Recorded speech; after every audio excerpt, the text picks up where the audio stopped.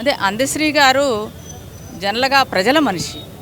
ఆయన ప్రజల గురించే ఆలోచించాడు, ప్రజల భాషలో రాశాడు. చాలా కిందకి దిగి ప్రజలకు అర్థమయ్యే, సామాన్య ప్రజలకు కూడా అర్థమయ్యే విధంగా ఆయన రాశాడు. ప్రజల గురించి రాశాడు, ప్రజల కోసమే రాసినటువంటి మనిషి.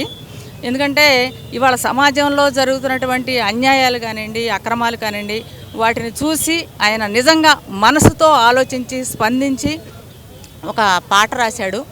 మాయమైపోతున్నాడమ్మ మనిషి, మాయమైపోతున్నాడు అనేటటువంటి పాట రాశారు. అట్లనే తెలంగాణ ఉద్యమంలో కూడా క్రియాశీలకంగా పాల్గొన్నాడు. అంతేకాకుండా తెలంగాణ ఉద్యమం తర్వాత కూడా జై బోలో జై బోలో అనేటటువంటి ఒక పాట రాశాడు. అట్లాగే జై హే తెలంగాణ అనేటటువంటి ఒక పాట రాశాడు. ఆయన కింది నుండి ఎదిగినటువంటి మనిషి. భవన నిర్మాణ కార్మికుడుగా ఉంటూ ఆయన అట్లా రచనలుగా ఒక రచయితగా ఎదగడం అనేటటువంటిది మామూలు విషయం కాదు. ఆయన మామూలుగా చదువుకొని ఆసు కవిత్వం, అప్పటికప్పుడే ఆసువుగా కవిత్వం చెప్పేటటువంటి మనిషి అందశ్రీని కోల్పోవడం అనేటటువంటిది ప్రజలకి తీరని లోటు. సిపిఎంఎల్ మాస్లైన్ పార్టీ తరఫున మా ప్రగాఢ సంతాపాన్ని, సానుభూతిని తెలియజేస్తున్నాం. ఆయన మరణానికి చింతిస్తూ ఆయనకి జోహార్లు తెలియజేస్తాం. ఆయన గొర్రెల కాపరి నుంచి బర్రెలు మేపుతూ ఇంత స్థాయికి రావడం అంటే చదువుకోని వ్యక్తి, అంటే ఒక ఆదర్శంగా నిలుస్తున్నారు అందరికీ కూడా. దీని గురించి ఏం చెప్తారు? అదే అంటే ఆయన అట్లా రావడానికి కూడా ప్రజలలో ఉన్నాడు కాబట్టే అట్లా ఆలోచించగలిగాడు. అంటే ఆ అంటే ప్రజల గురించి నేను ఏదో ఒకటి చెయ్యాలి, ఏదో ఒకటి రాయాలి అనేటటువంటి తపన వల్లనే ఆయన అటువైపు మారాడు అనేటటువంటిది అనుకోవచ్చు. ఎందుకంటే మామూలుగా చాలామంది భవన నిర్మాణ కార్మికులుగా, గొర్రెల కాపరులుగా ఉంటారు. కానీ ఆయన ఆలోచన ఏదైతే ఉందో, ప్రోగ్రెసివ్ థింకింగ్ ఏదైతే ఉందో, దాని వలనే ఆయన ఆ విధంగా ఆలోచించగలిగాడు, ఆ విధంగా ఎదిగాడు, అట్లా రాయగలిగాడు అనేటటువంటిది మా అభిప్రాయం. ఎట్లా ధ్వంసం అయిపోతున్నాయి, మానవీయ విలువలతో పాటు సామాజిక విలువలు కూడా ఎట్లా ధ్వంసం అవుతున్నాయి అనేది తను దాన్ని గ్రహించగలిగాడు. కాబట్టే అంత బాగా రాయగలిగాడు.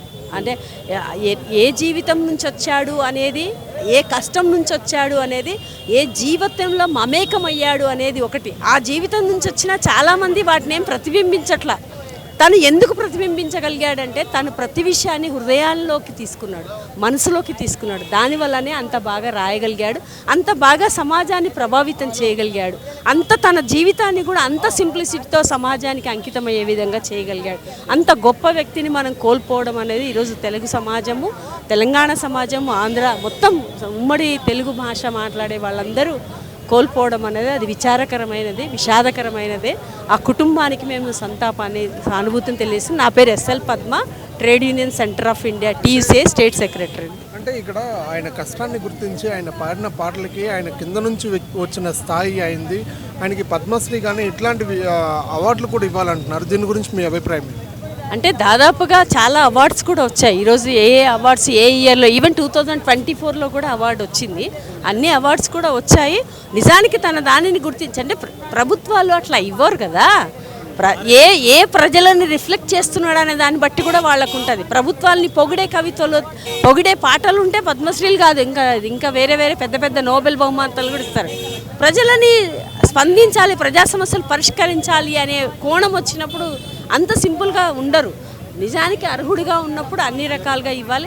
నిజానికి ఆయన జీవితం కూడా చాలా సింపుల్ లివింగే. వాళ్ళ పిల్లల్ని, కుటుంబాన్ని చూస్తే కూడా మనకు అర్థమవుతుంది. అందుకని ఏదున్నా ఈ సమాజంలో ప్రతిభను, వాళ్ళు ఆ ప్రతిభ ద్వారా సమాజానికి ఎంత చేశారు, ఏ వర్గ ప్రజల ప్రయోజనానికి వాళ్లకు కట్టుబడి ఉన్నాడనే దాని ఆధారంగానే చూడాల్సి ఉంటుంది. అట్లా చూడలేకపోయారు అందశ్రీ గారి విషయంలో అనేది కూడా అర్థమవుతుంది. చివరిగా అందశ్రీ గారి గురించి ఏం చెప్తారు? అందశ్రీ గారి గురించి చెప్పడానికి అతను వచ్చిన జీవితము, కుటుంబము, నేపథ్యము, ఇప్పటి వరకు తన జీవితం చివరి వరకు కొనసాగినటువంటిది, అది మొత్తంగా ప్రజల కోసము, ప్రజా సమస్యల కోసము, లేదా ఒక విలువైన సమాజం రావాలనే దానికోసం, సమాజం మారాలనే కోసం తన కృషి ఆదర్శనీయము. అందరు కళాకారులు కూడా ఆ వైపుగా ఉండాలని కోరుతాం. కష్టజీవుల పక్షాన, శ్రమజీవుల పక్షాన, పేదల పక్షాన ఉండాలని కోరుకుంటున్నాం. సరే, సార్తో కూడా మాట్లాడే ప్రయత్నం చేద్దాం. సార్ చెప్పండి. నా పేరు doctor Venkanna, Osmania university contract ఎంప్లాయీని. సమాజంలో సమకాలీన పరిస్థితులను అధ్యయనం చేసుకొని, ఆకలింపు చేసుకొని అందశ్రీ గారు ఎన్నో రచనలు, ఎన్నో పాటలు పాడి తెలంగాణ రాష్ట్ర అవతరణ కోసం, తెలంగాణ ప్రజలు వాళ్ళ భవిష్యత్తు బాగుండాలని తన జీవితాన్ని అంకితం చేసిన మహానుభావుడు. నూటికో కోటికో ఒక్కడే ఒక్కడు అని అతను పాటలు పాడుతూ ప్రజలను ఉత్తేజపరుస్తూ తెలంగాణ రాష్ట్రాన్ని సాధించే వరకు తన పోరాటం సాగించిన మహానుభావుడు. అతనికి పద్మశ్రీ అవార్డు రావాలని ఇందుమూలంగా తెలియజేస్తున్నాను. ఇదే నా కన్నీటి నివాళులు.